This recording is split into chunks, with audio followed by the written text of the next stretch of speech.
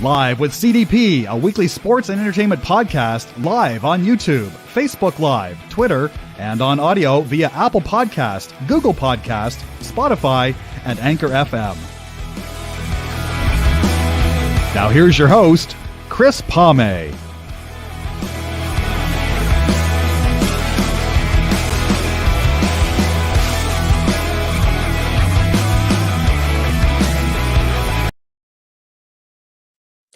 Good evening, everybody. Welcome to Live with CDP Sports Talk, Season 4, Episode 48, and overall episode number 213.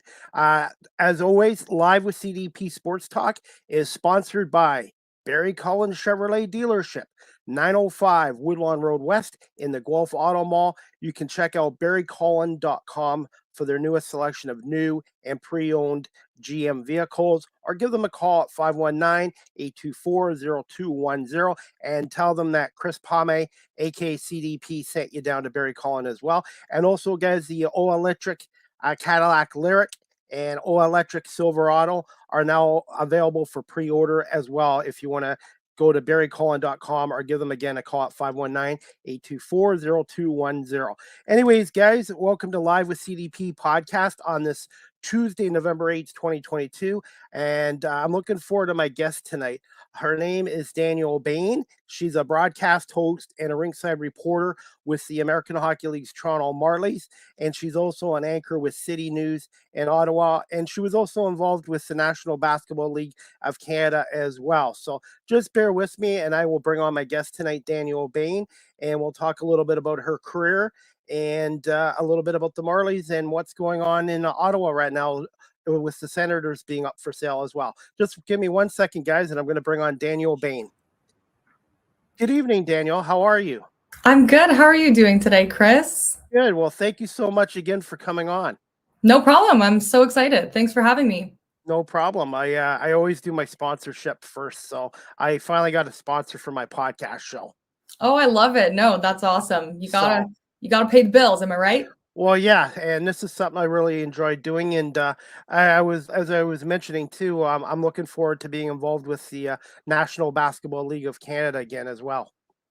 That's awesome. That's so exciting. I had a great time with them last season, so I'm sure they're up to some really fun stuff. Yeah, definitely, and I'm just hoping they'll have more than 4 teams in the league this year. I'm hoping they'll have at least 6 to 8. Yeah, that'd be so awesome. It was tough sometimes, playing the same teams over and over again, but if they can get a few more teams in there, it'll be ultra competitive.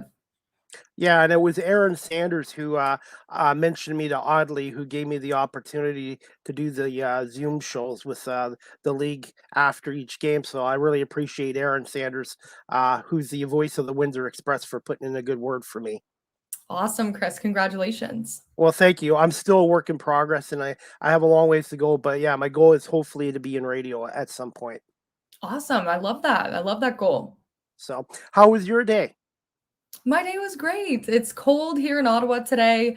Winter's coming. We had a bit of a fake spring on the weekend, so everyone thought, oh, summer's still here, but it's cold now and it's getting worse. Yeah, this week, and I was sick for 2 weeks as well. So now, Oh no. yeah, I'm feeling a lot better, but unfortunately I did end up with COVID, but I am clear of it now. But I am for the next little while, I'm going to wear a mask in public again. Well, it's good to see you're back in action and nothing went too wrong for you. No, I just needed to stay home and get rest and just take it easy and that. But like I said, I'm just glad that I'm feeling about 95% better now. So, Nice. Definitely, and I'm going to the Argos game against the Montreal Sunday with my nephew at BMO Field. Oh, I love Argos games. That's one thing I really miss about living in the GTA. Yeah. Oh, you'll like this. Just 1 second. I got this for the game too. I don't know if you can see it. I guess because of my virtual background, you can't see it. It's a blue sweatshirt with the Argos logo on it. Oh, I love that.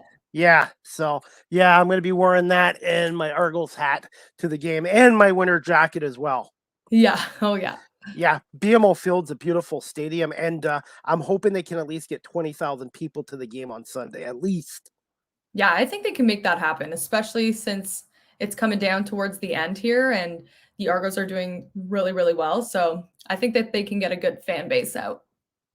Yeah, because there's nothing wrong with that stadium, and the product on the field the last 2 years has been very good, and I know there's so many teams in Toronto, but the Argonauts, man, I'm a huge fan. I've been a fan of them since 1979, and I just wanna see to me, the CFL won't be strong until Toronto gets stronger, is And in my honestly, opinion. I don't know if you've heard this from some people, but I feel like once you get someone just there for the first time, they realize how fun it is and how great it is to be there. And, it's great football. They, once you get them there once, they're fans. Yeah, my nephew likes football, but it's all NFL, and he's going to go to his first CFL game. And I said, "Listen, it's a great game. It's affordable entertainment, and BMO Field is really good. And they have their $7 beer specials, $3 Yeah. hot dog specials. They're giving out sweatshirt hoodies, not hoodies, but sweatshirts on Sunday as part of the deal. And I'm taking the GO train down, like $10, Oh, $5 each way. Big deal, yeah. $5 each It's way." so accessible for so many different people. So I feel like it's such a hot spot. And, I'm sure we'll talk about this, but the Marlies play right at Coca-Cola Coliseum. So there's so much going on just in that general location that it's such a great spot to have events. Yeah, I know there's some people that are worried that Maple Leaf Sports and Entertainment don't want the Argonauts, but like I said, I just want to see more fans in the stands, and I don't know how they go about it. Like, obviously the team wins, but maybe marketing a little bit more marketing. But I do think they are trying, and Mike Hogan has done a really good job, and Chris Bilinovich, who's in charge of their media relationships, have been really great with me as well. And I just would like to see a good crowd for Sunday's game against Montreal. Totally agree. Definitely. So you're an Argos fan then? I am. I grew up in Mississauga, so right near Toronto. My dad would have Grey Cup parties every single year. So definitely a fan of the Argos for sure. Any chance you're going to the game Sunday, or are you going to watch on TSN? I'm definitely gonna watch from home. I went to a Red Blacks game while living in Ottawa, which was cool, but kind of tough to commute for the Argos nowadays. Yeah, because Ottawa to Toronto is what, about a 4 hour, 5 hour drive? It's usually between 4 and 5 hours, depending on Yeah. stops, but I would say 4.5. And depending on the weather too. Yes, for sure, for sure. Definitely. Hey, I was going to say, how are the Toronto Marlies doing right now? I guess they're 8-2, but how's the attendance right now at Coca Cola Coliseum? Well, if you go based off the first home opener, it was a packed house. It was a really, really big crowd, which was awesome. It was really electric in there, and the fans were really into it. During the week, there's been a bit of a lesser audience. Obviously, it's way easier to get people out on a weekend. But so far, the crowds have been pretty great. There's been no games that I've seen at home that have had barely any fans. So it's been a great energy in there. And just, I think it's really helping the team get energized. I was gonna say you got a former Guelph Storm player on the Marlies too, but I've noticed he's only played one game, so I'm not sure if he's hurt or not. Pavel Govalev. Yes, so he was actually injured to start the season. He had a back injury. Okay. So he only made his debut at home a couple weeks ago. So he has only played, yeah, one game, like you said, but he did suffer a little bit of a back injury in the off season. So he was a bit of a late addition to the roster. I was gonna and Govalev, when he was in Guelph, he originally came from the Petes. He was an impact player with Guelph in their OHL championship run in 19, and then just after, and then last year as well. So I'm hoping he can recover, because I think he can be a 2025 goal scorer in the American Hockey League if he's healthy. Yeah, and that would be a great addition to the team. They're thriving right now. Like you said, 8-2. They're at the top of the North Division. It just seems like they're snowballing right now and just getting better and better. So having him healthy, I know the team really wants that. So I think it would be a great addition for sure. And this is one person I forgot about. I know the Red Wings let him go. Longtime Red Wing defenseman Danny DeKaiser. When did the Marlies pick him up, sign him? So I think it was right before the second home game. So quite early on, they grabbed him on a professional tryout agreement. and he played a couple games. I think he's dealing a bit with a few injuries right now, so that's why he's not with them anymore. And of course, with some more people coming off the injury list and trying out different defense pairings, he's out of the roster right now, but he was awesome to watch. He was a great locker room guy, as the head coach told me. Having just someone who's had that many NHL experience games, I think he's played over 500 in the NHL. So having someone like that on the team was huge, especially for all the young defensemen there. Well, it's also huge too having the AHL team right in the same city as the Leafs, like what, 10 minutes from the Air Canada Scotiabank Arena, sorry. Don't worry, I still call it Air Canada Center by accident here and there, but Scotiabank Arena. I miss going to the AHL games in Hamilton because I went to when they were the Bulldogs. I really I love the quality of play, and I really should come down to Toronto and catch a Marlies game at the Coca-Cola Coliseum. Just take the GO train right to the exhibition grounds. Yeah, I think you'd really enjoy it. The level of hockey is high. It's really intense. And what's really cool about this league is all of the movement that's happening. Like you said, players get called up all the time to replace people who are injured. They get called up, they're given a chance in the NHL. There's so much movement that happens and teams are always adjusting. So this is such a unique league to watch because you're watching these players learn how to play with a number of different people. So it's really cool. When you're doing the games for the Marlies, are you just doing the weekend games, or are you doing the games during the week as well? Or ideally with your schedule, more like a Friday, Saturday, or Sunday game? So far, I've been able to make it to every home game. I know there's a lot coming up that will be during the week, but so far, so good. I'm making it work with my schedule here in Ottawa. And yeah, no, it's been great. There are 36 home games in total, so I am able to manipulate my work schedule a little bit to make it work. So I do work for every single home game. What were the expectations for the Marlies this year? Did people think they were going to get off to this good of a start? The expectations were definitely high. I think they're really extremely happy with the start that they've had. I know when they do lose, they take it hard on themselves and they know what they're capable of. So I think having an 8-2 start, having players that are really, really showing up and, having getting hack tricks, having multiple point games, like these players are giving it their all. And you can hear them right when they're coming out of the locker room between periods. They're firing each other up. They're getting excited and they know what they're capable of. And I think they have really high expectations for themselves. Overall, how's your experience been like being their broadcast host and their rinkside reporter? It's been incredible. Honestly, every player I've spoken with, head coach Greg Moore, they're awesome to work with. And you need to know your place as a broadcaster. You don't want to be intrusive. You want to give them respect. They'll give you respect as well. But to be honest, the way I describe my experience so far is just fun. It's been so much fun. It's been really exciting for me. Hockey's my favorite sport, and it always has been. So to be able to cover an AHL team in Toronto, the city I grew up right beside, it's been honestly a dream come true, and I'm so excited for the rest of the season. And one thing I've learned about broadcasting with Rogers TV and being a camera operator with the University of Guelph Griff Vision is people don't realize how much work there is behind the scenes of a setup and tear down. And not just the hosts and the announcers get all the credit. You have to have the camera operators, producer, the audio guys, the graphic guys. There's a lot of work in a broadcast. Totally. And I do have to shout out my camera guys. They have been so helpful to me, setting me up for success. They put in so much work each and every day. They get there so much earlier than I do. They're just incredible to work with, and they've been so kind, and I've just loved working with them. And like you said, these places and event spaces are used for a number of different things. There could be a concert one night. There could be another type of expo or something like that. And they have to switch things up. They have to set up completely, tear down completely. So a lot of work goes into live events, and it's so many people to thank for that.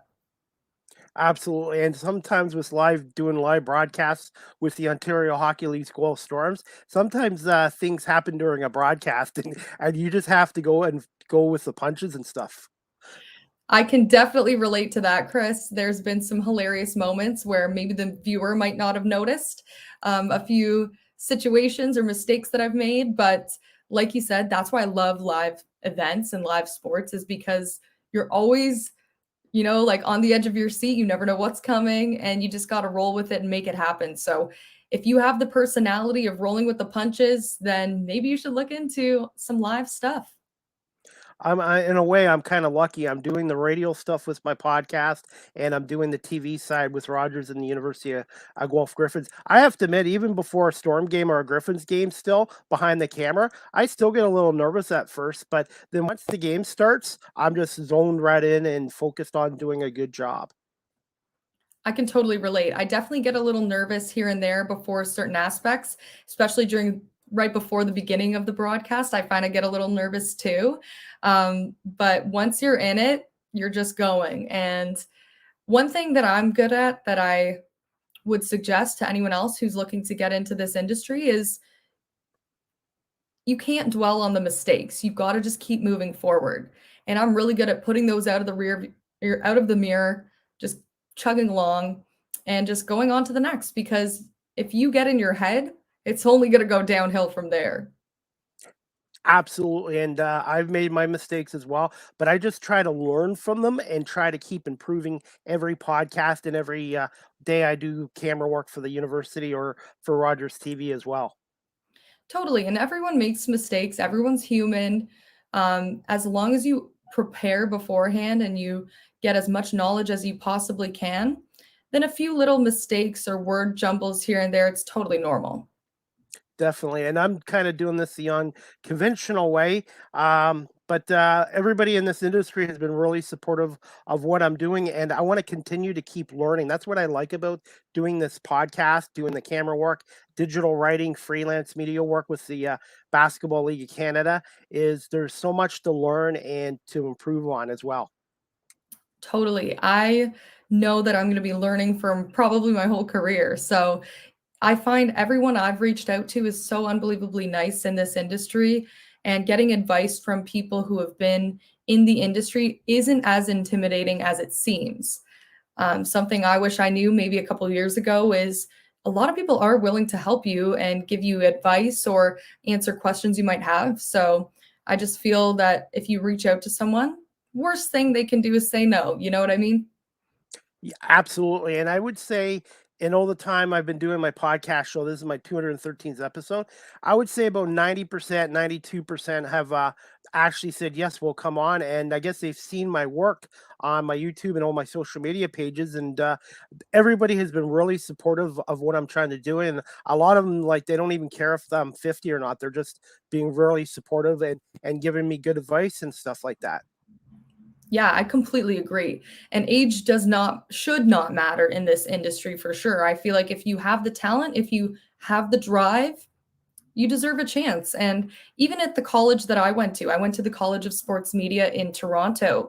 We had a vast majority of kids, I would say, from age 20 to 22 in the program, but there was also a huge variety of ages as well. I know someone was 41 when they started the program, someone was 18. There was a lot in between, 30-year-old. So it doesn't matter what age you are, you can start anytime as long as you're willing to learn, as long as you're willing to do what you do, Chris, and just put yourself out there. I think it's a great idea. And passion too. This is something I wake up every morning, and this is something I really look forward to doing every day, or when I'm doing camera work as well. Passion's probably the most important aspect of this entire industry. If you're not fully passionate about it, what's going to drive you to put in the extra work? And I feel like this industry is tough to break into for sure. You definitely need to put in that extra work. So if you're not extremely excited about media or sports or even news, a lot of people start in news, which is what, I did. You got to be passionate about broadcast in general. And if you are, you'll want to put in that extra work.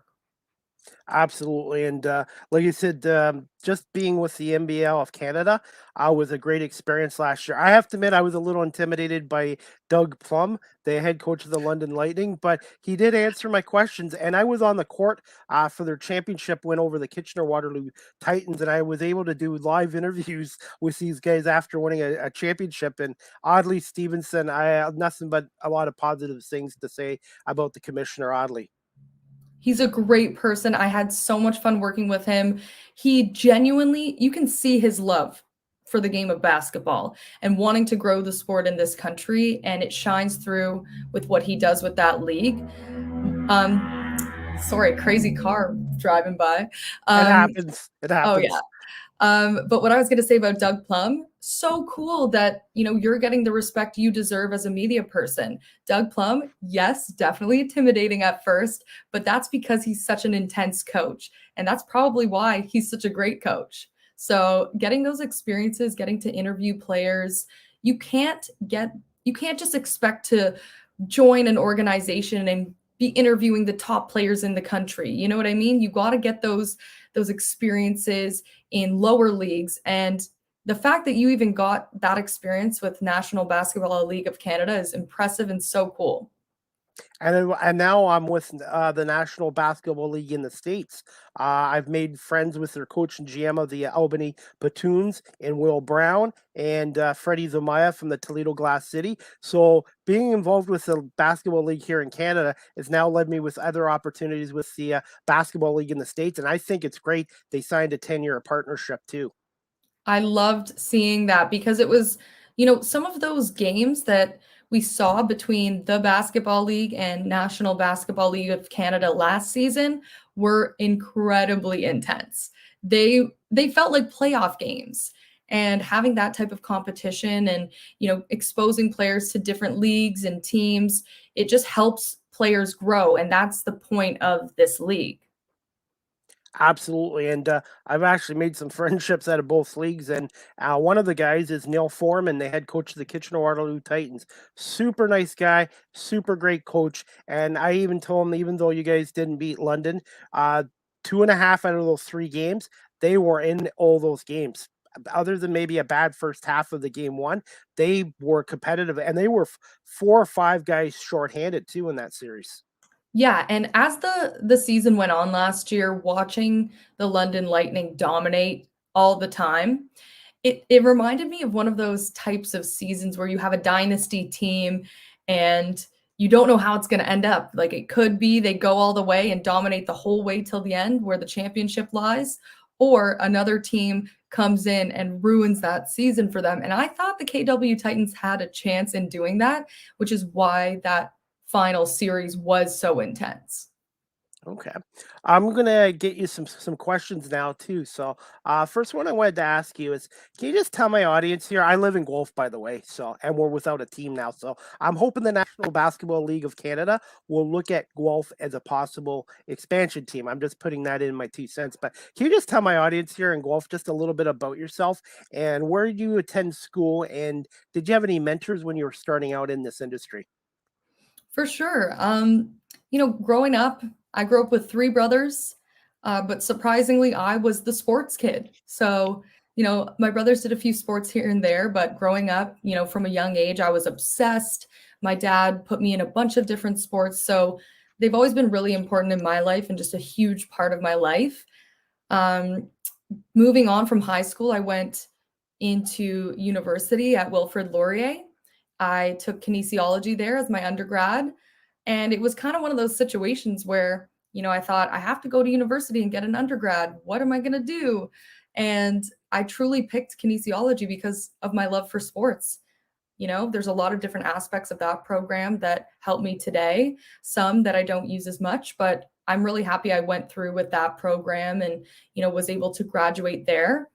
I worked for a couple years after that, just kind of figuring out my next steps, which is when I stumbled across the College of Sports Media in Toronto.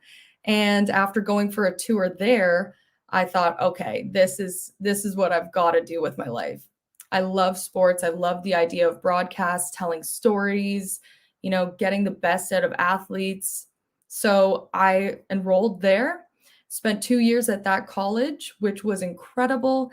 And in that time, I had reached out to someone who actually went to that school named Faisal Kamisa. And he's an anchor on Sportsnet right now, has been for a number of years. And he was unbelievably kind, agreed to meet up with me for coffee.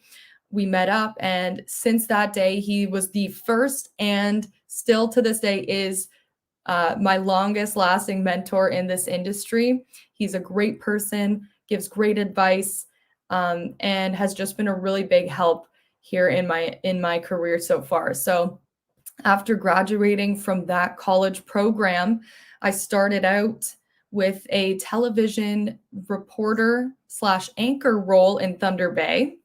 So I moved there last August, about a year and a bit ago. And I worked there for 4.5 months, doing a lot of local news, sports, some really, really cool experiences that I would never have gotten unless I took the leap and moved out there. So that was a huge, huge experience to start my career. After that, I got so I can answer to that question. My first job was with Thunder Bay Television, working as a reporter slash anchor there. And, daily I was out in the field. And when you're a television reporter, a lot of people don't know what that entails. But nowadays, it's very common to go and shoot all your own stuff. So you're the camera person, you're the writer, you're the interviewer, you voice everything, and you actually edit everything yourself as well. So as a television reporter, I was going out every day with my equipment, which can be heavy at times, and putting all my stories together myself. And that 6 o'clock deadline, when the news airs at 6 o'clock, if it's not in by then, you're gonna get some people angry at you. So that was my first job. It was so much fun. Loved the intensity. I work really well under pressure, in my opinion. So I loved the daily deadlines and just getting out in the field and breaking news, that kind of thing. So that was my first job in broadcasting. I had a great time there. I was going to say, you have to start somewhere, and you got to be willing to relocate. And I've told guys this too. I'm willing to leave Guelph or wherever I have to go to start out. And they usually say you should start out in a small market to learn all the aspects of the industry, and then eventually build yourself up. That's a very, very common tactic people do. I will say there always is possibility to stay in the city you're in and make it work. But if you want that firsthand experience, moving to a smaller market is a great idea. That's exactly what I did. I have no regrets doing that.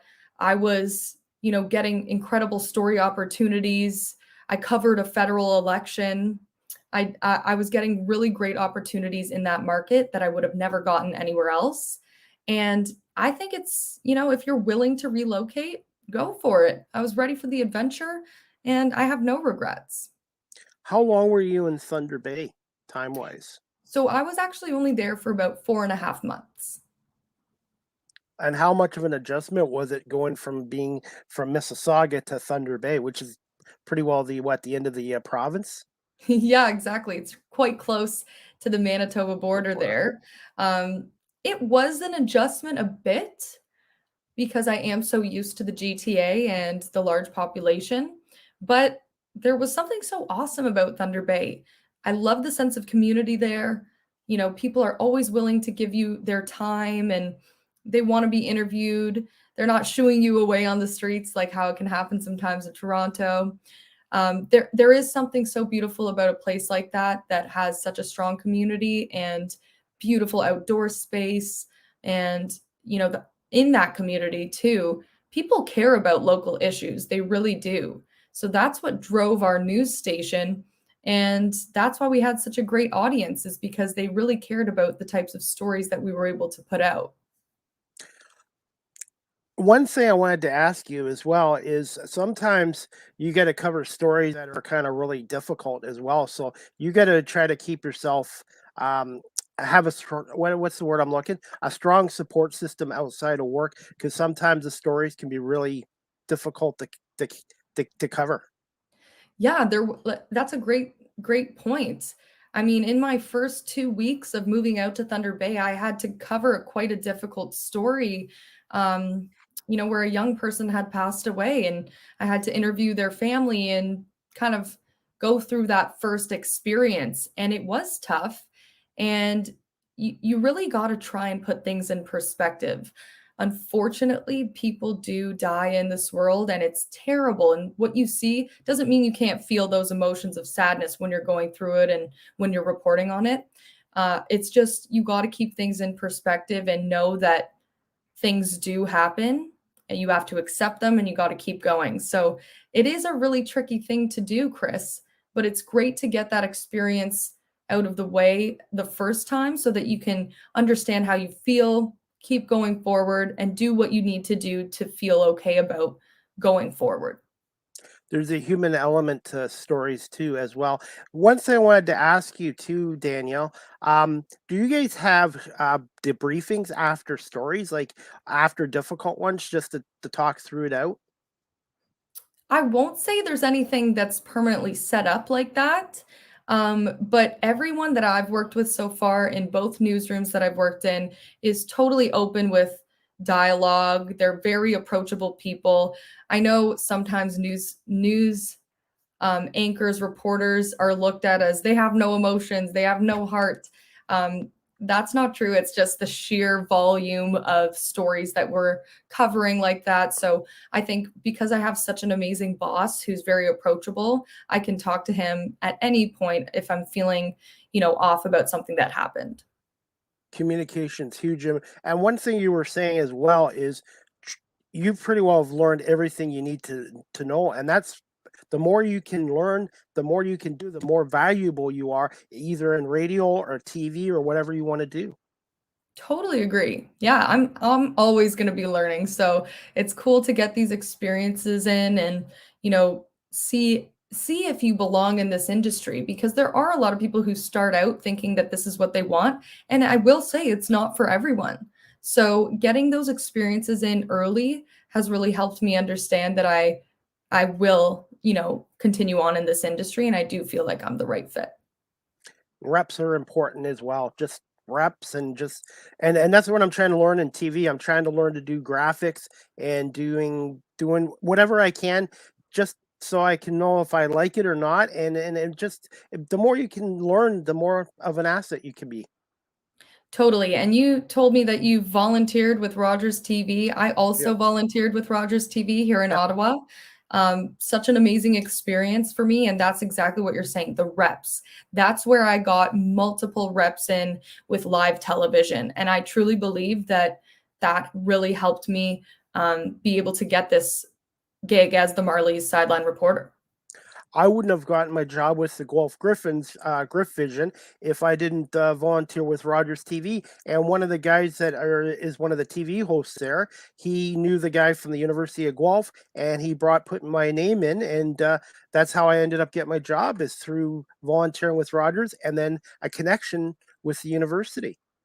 Totally. And, it might seem like a grind at first, and no one wants to volunteer their whole life and not get paid for the work they're doing. But I'm telling you, it's worth it to put yourself out there and go volunteer with Rogers TV if you're interested in this industry because they have such amazing resources. The quality of their broadcasts are great, and it really gives younger kids in high school a great look at what they want to do with their lives. Do they see themselves coming into broadcast? And then there's people like you and I who know we want to be in this industry, and the option to volunteer is there for us to just better ourselves and better our skills. And all this started out with the Guelph Nighthawks a couple years ago from the Canadian Elite Basketball League. They needed a camera operator. I was a volunteer for them. And I said, I've never done camera work. And I ended up doing camera work for them. And they ended up paying me for it. And then a gentleman named Steve Fay with the Nighthawks at the time referred me to Rogers TV, and they gave me an opportunity. I love to hear that. No, it's been great working with Rogers TV during my time in Ottawa as well. Yes, and I'm hoping to continue to learn more with them and do more with them as well. And I just finished my 250th hour as a camera operator for them as well. Wow, congratulations. You must be a pro by now. Well, I still have a lot to learn, and I want to keep learning and get and improving as well. Totally. Okay. Next question I wanted to ask you is, how did you end up with the National Basketball League of Canada?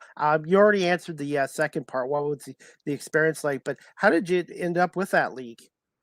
Well, one of my friends from college came across a job posting for video editing, and he sent it my way. And unfortunately, it was a few weeks past the application deadline. But I thought to myself, I would love to do this. I'd love to get involved. So I'm still going to apply anyways and shoot my shot. The next day, Audley called me and said, he loved the fact that I just still applied and made it known in my application. Listen, I know that I'm late. I acknowledged it. But if there is any opportunity, I'd love to be a part of it. I had a great conversation with Audley. You talked about how great of a person he is. He loves getting people involved with the league, giving people a chance. And I started out video editing highlights for them. And, there were some opportunities to come and host post-game shows, interviews, things like that. So it was such a great experience. And, it's a great league to get involved if you want a first shot at something. Absolutely, and you got to start somewhere. And I've been lucky. Also, the Ontario Hockey League has given me opportunities, and the Buffalo Bisons, the Buffalo Bandits, and the Toronto Argonauts. So I may not have gone to school for broadcasting journalism, but I've had a lot of opportunity, amazing opportunities, and stuff like that as well. And I've looked into going back to schooling, and I've had a couple professors basically tell me just to keep doing what I'm doing with Rogers, the University of Guelph, and my podcasting. And I'm even doing live interviews with my own microphone now as well. I think that's exactly right. And, my experience in college, I loved it. I had an incredible time. And the best part about it was what you're doing every day is experience. It's so hands on. So, what you're doing is very similar to what I was doing as well. And you're just getting those reps, getting that experience. For me, going to both university and college was really interesting because they were two completely different learning styles. What was so great about college was the hands-on experience. So if you're getting that already through your volunteering and stuff that you're doing on the side, I think that's awesome. But I'm not against schooling. Honestly, if I was probably in my late 20s or early 30s, I would definitely be going back to school for broadcast journalism. Not that I couldn't at the age of 50. There are people that go back to school at 40, 50. So this isn't anti-schooling rant at all. Yeah, no, I've gotten Tony Ambrosio and a couple other guys on here that have just basically tell me to, at least Drew from 570 News in Kitchener, just they basically tell me to keep doing what I'm doing now. totally. And you mentioned Tony Ambrosio. He is actually Yes. one of my teachers. And Great guy. Great guy. oh, he's a legend. He's such a Yes. legend. I loved having him as a teacher.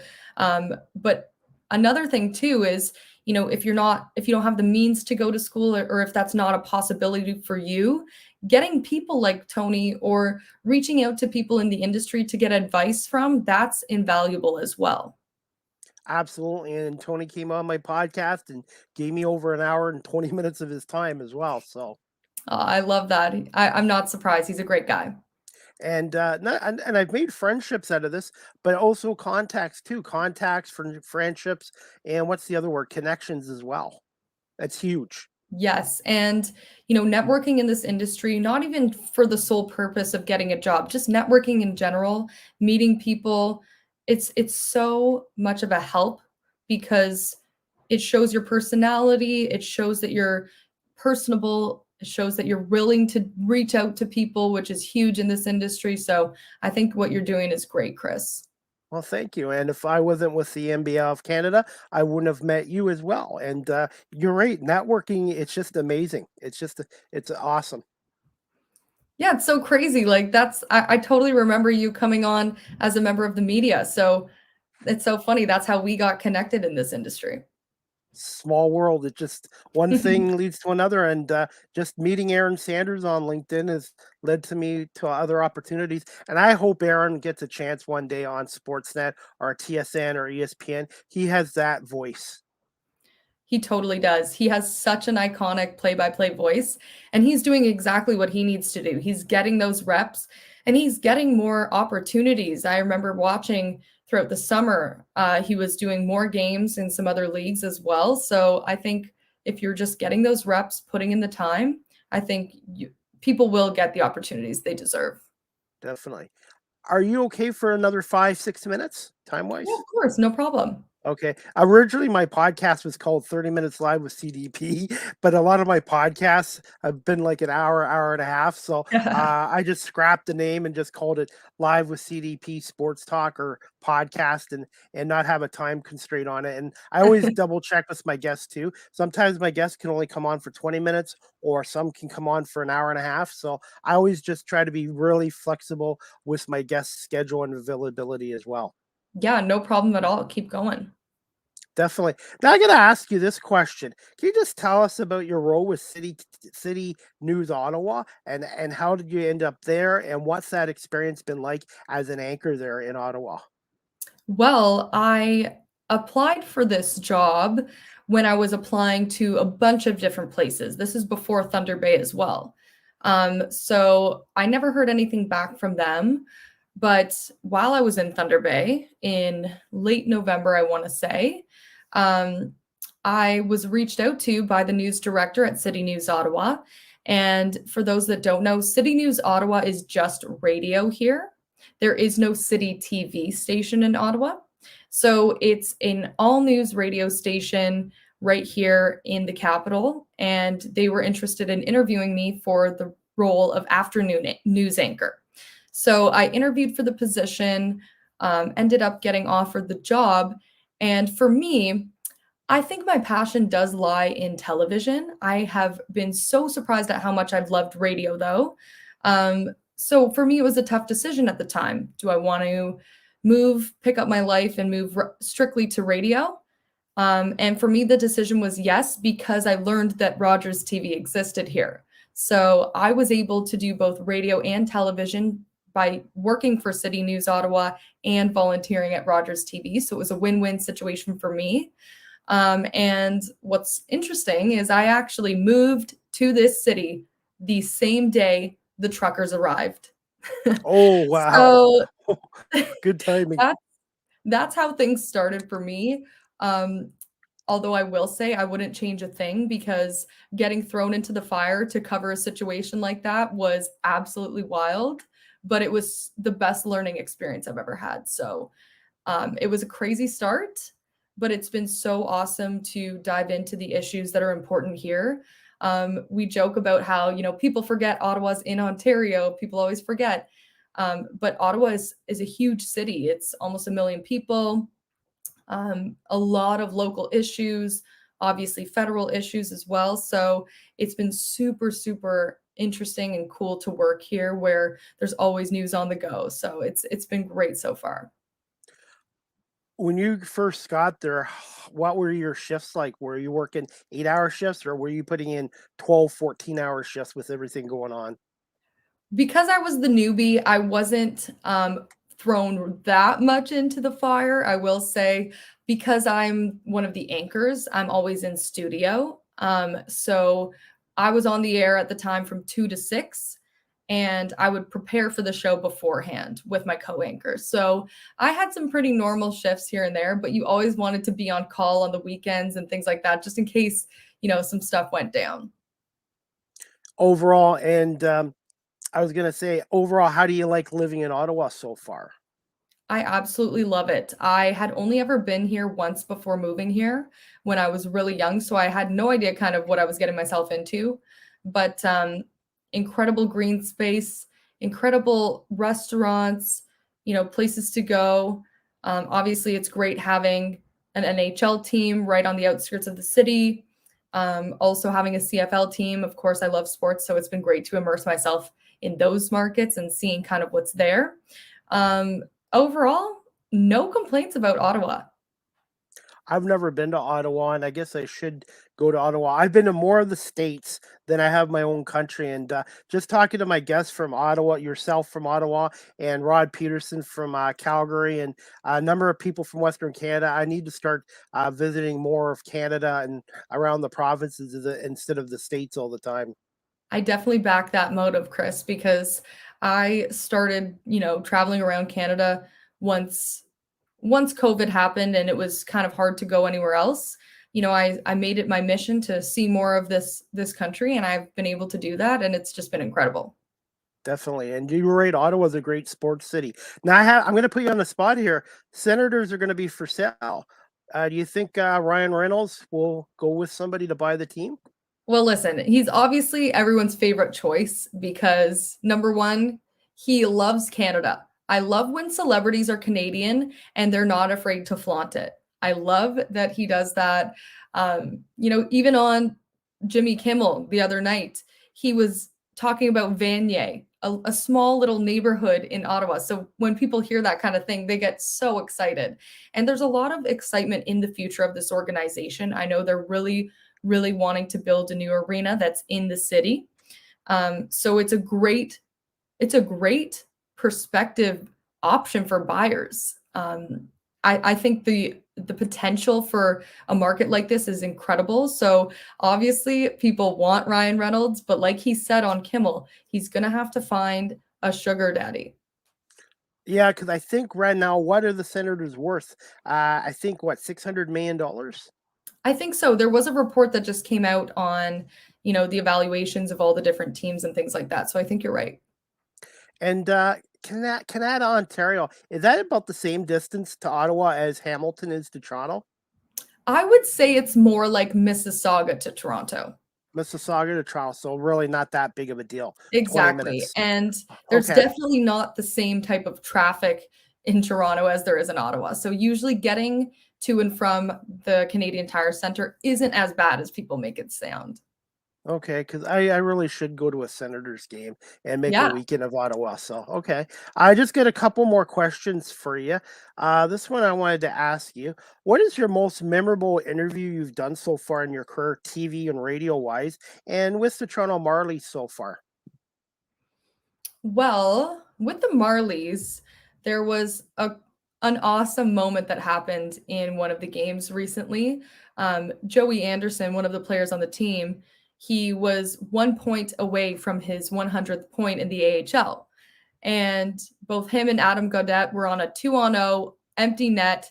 Gaudette has the puck and he passes it over to Anderson and gives him the empty netter goal. And so after the game, I asked him, did you know that it was Joey's 100th point that he was going to get?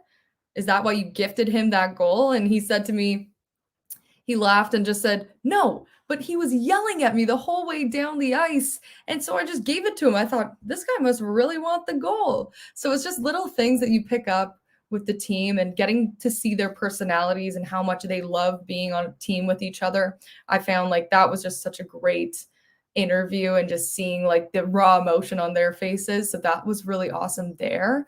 And in terms of memorable career-wise, that's a good question. I didn't say favorite because usually my guests are like, there's so many, I don't want to categorize them as favorites. So I try to use the word more memorable. Well, in Thunder Bay, I actually covered an event for National Day of Truth and Reconciliation. There was actually a hockey event put on in Dryden by former NHLer Reggie Leach. And it was probably one of the coolest interviews I've ever done, just because here's someone who has NHL records, someone who's so well known in the league for what he was able to do. And, he told me that what he's most proud of is the work that he's doing after. And I find a lot of people think about, when an athlete moves on from their sport, they feel lost and they feel like they don't know what to do. Seeing someone like that actually go and put on events, talking about truth and reconciliation, talking about important topics, getting hockey more diverse, it was such a cool experience and getting to talk to him. And Reggie Leach, I believe he played for the Philadelphia Flyers. That he did, and he talked about his time with that team and what it was like, so it was just such an amazing experience. I see they're bringing back Cooperall hockey pants because I'm an old guy. I was born in '72, but back in the early '80s, the big thing was Cooperall helmets and hockey pants, and I was one of the first kids to have them. And the Flyers and the Hartford Whalers and a few other teams had them, and now the Flyers are bringing them back. It seems like the older I get, retro comes back even more. I saw a clip of Travis Konechny warming up in the Cooperalls, and I actually didn't know what I was seeing. I was like, is this the year 2022? So it was so funny. But I love when leagues bring stuff back from the past. It's just such a funny throwback. Absolutely, and yeah, like I said, I they look great, but when you were on a flooded ice surface and you got tripped up or you fell down, you would go flying on those on the with those pants. I love that you can speak firsthand about wearing Cooperalls. I can't say the same for myself. And I even had the Cooperall helmet as well too. It was kind of a cool helmet, but yeah, like I said, they didn't last long. They only lasted, I think, 2 years. Oh, I love it. So definitely. Okay, and I was gonna before I get to the last question, gotta ask you this. Since you're in Ottawa, favorite restaurants in Ottawa, and do you listen? What kind of music do you like to listen to? Well, favorite restaurant, easy answer. I live in a neighborhood called Little Italy. So you can imagine the amount of pasta and pizza that I've consumed over the last number of months. Oh, There's I a love. restaurant called La Dolce Vita, and it has probably the best food I've ever tasted. I'm not exaggerating. I've been there so many times. That is for sure top tier in this city. So if you're ever looking for Italian in this city, La Dolce Vita. And in Okay, terms of music, I will say I got to go to the Pearl Jam concert here at the CTC, and they are one of my absolute favorite bands. I've seen them multiple times before, and it was truly a legendary night. They were incredible, and I just seeing the crowd, seeing everyone so excited to be there, it was the best night ever. was it sold out? Like, was it sold out in that arena? It was sold out. It was Yeah. completely sold out, and Eddie Vedder said that this was the best crowd so far in Canada. So, Wow, that's pretty impressive.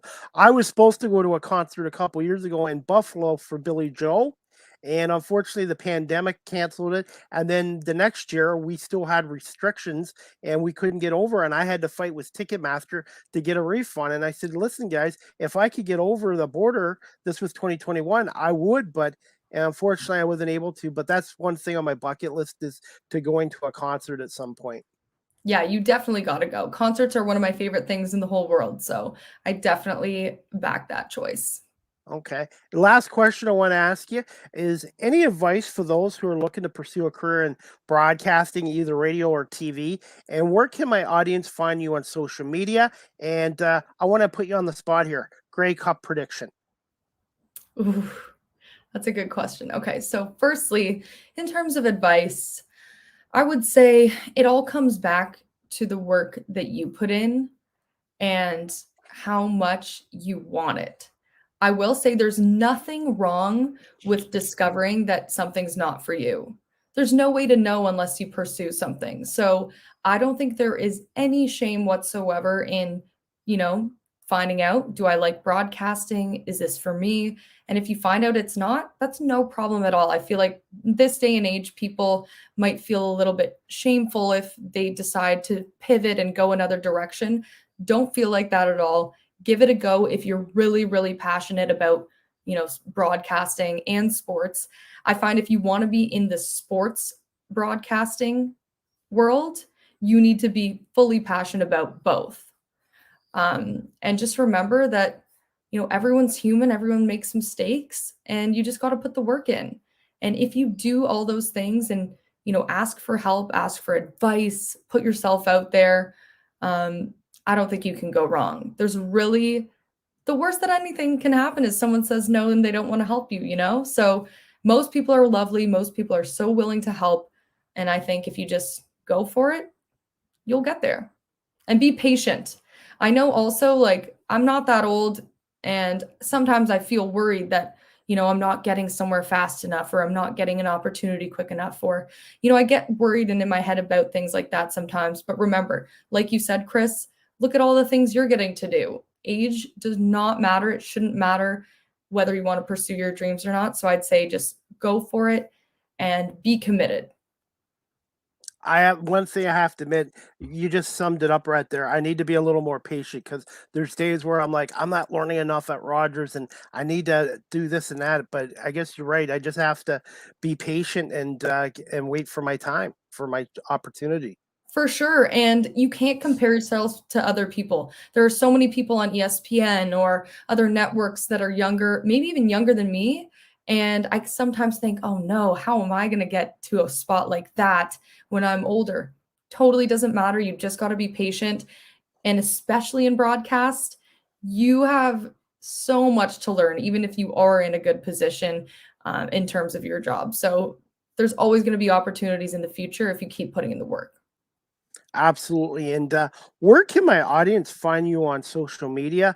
And and just maybe just say a mention about Toronto Marley tickets and that as well.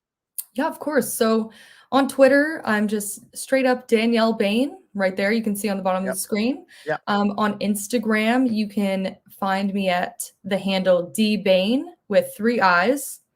And then in terms of ticket sales for Marlies, you can always go Google Marlies ticket sales.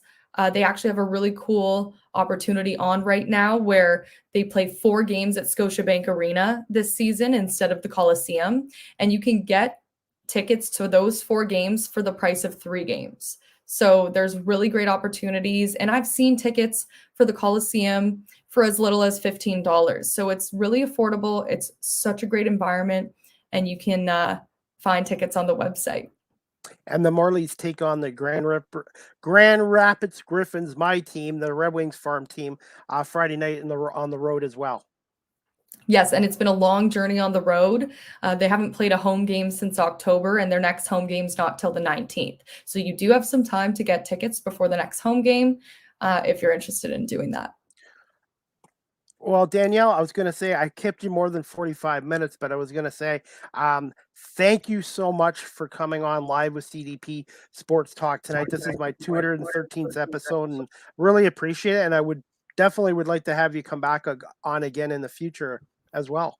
I would love to, Chris. I've had such a great time talking to you. And before I forget, Grey Cup prediction. Yes. I'm going. This is who I think is going to be in the finals. Argos and the Bombers. And I think Argos come out on top this year. I have the Argos and the BC Lions. I think BC with Nathan Rourke back, even if he's not 100%, I think BC is going to stun Winnipeg. And I think it's going to be an Argos Lions Grey Cup for the first time since 1983. Wow. Well, we'll have to see what happens. I'm going Argos because, bias. Yes, and the Argos haven't won a playoff game since 2017 when they won the Grey Cup. So it's been 5 years since they won a playoff game. But I'm looking forward to the Toronto-Montreal game. I think it's going to be awesome. And definitely Winnipeg, BC, I'm looking forward to as well. Obviously, I won't get to see you at BMO Field, but when I do come down to a Marlies game this season, I will let you know, and it'll be nice to be able to say hi to you in person and maybe get a selfie with you as well. I would love that, Chris. It'd be so awesome. Definitely reach out. I will definitely keep in touch with you on social media. I'm going to let you go, but thank you so much again, Danielle, for coming on, and continued success with City News in Ottawa and with the Toronto Marlies. As long as you don't beat the Grand Rapids Griffins, you guys are good. Thanks, Chris. Thanks, Danielle. We'll talk to you soon. Thank you. All right, guys. I hope you enjoyed season 4, episode 48 tonight with my guest, Danielle Bain. She's the broadcast host, Rinkside reporter for the Toronto Marlies of the American Hockey League. And she's also an anchor with City News in Ottawa. And she was involved with the National Basketball League of Canada as well. And I dealt with her on the post-game shows this past season on Zoom with the National Basketball League of Canada as well. Guys, just before I wrap up this podcast show, I'm just going to let you know My next live with CDP Sports Talk, Season 4, Episode 49, sponsored by Barry Cullen Chevrolet. Wednesday, November 9th at 3 p.m. My guest is going to be Amy Lawrence, her third appearance here now. She is the host of After Hours with Amy Lawrence on CBS Sports Radio. Amy's going to come on and talk about the 2022 World Series between Houston and Philadelphia, and she's going to talk a little NFL and a little bit about her Denver Broncos as well. So I'm really looking forward to having Amy Lawrence again on my podcast show tomorrow, Season 4, Episode 49. After Hours with Amy Lawrence is on CBS Sports Radio Monday to Friday from 2 a.m. to 6 a.m. So she's the overnight host on CBS Sports Radio from 2 to 6 a.m. She does a great job. She's a huge Denver Broncos fan. So we're going to talk a little bit about the NFL, about the Denver Broncos struggles so far this year, and a little bit about the World Series. So I hope you guys can tune into that as well. And also, guys, Argo Bounce live audio show on Twitter Spaces at Christy Pame Wednesday night at 7 p.m. with my co-host Nick Small as we break down the Toronto Argonauts' previous game and preview their upcoming opponents. And you guys can follow me at Twitter at Christy Pame on Twitter. And we're going to have a special guest Wednesday at 7 o'clock. And the special guest is going to be Rick Zamperin from CHML 900 in Hamilton, and also the host of the fifth quarter post-game show for the Tiger Cats to preview the East and West Finals. So we're going to talk to Rick about the Tiger Cats 2022 season and their loss to the Alouettes in the East Final. And Rick's going to give us his predictions on the East and West Finals and maybe a Grey Cup prediction as well. So I hope you guys can tune in to Twitter Spaces on my Twitter page at Chris D. Pame at 7 o'clock Eastern tomorrow with Rick Zamperin. So I got Amy Lawrence here on my podcast show at 3 o'clock Eastern, and Rick Zamperin, along with my co-host Nick Small, on the Argo Bounce live audio show on Twitter Spaces at 7 o'clock. Rick's a really great guy and does a really great job on CHML 900 in Hamilton, and also for the fifth quarter post-game show for the Tiger Cats as well. And that's about it, guys. I'm just going to wrap this up with 1 second. Live with CDP podcast. The audio version is now on 13 audio platforms: iHeartRadio, Amazon Music, Google Podcasts, Anchor FM, Apple Podcasts, Breaker, Pocket Casts, Radio Public, Spotify, Castbox, LinkedIn, Stitcher, and Tuned In. And I want to say thank you to everybody watching this live on my YouTube channel. Please subscribe if you already haven't. And thank you to those watching on Facebook Live and on Twitter Live as well. If you guys can give me about 15 minutes, I will have this episode downloaded to all my audio platforms as well. That's about it for it again, guys. Just before we wrap this up again, Live with CDP Sports Talk is brought to you by Barry Cullen Chevrolet Dealership, 905 Woodlawn Road West in the Guelph Auto Mall.